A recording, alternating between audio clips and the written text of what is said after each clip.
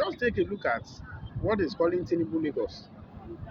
The Tinubu Lagos we are talking about is where that accident happened. What have they been able to do? Do they not know that that place is as dangerous as it is? Now the accident has happened. Is now calling off his campaign for 3 days. Will that bring out the souls that have been taken in that train accident?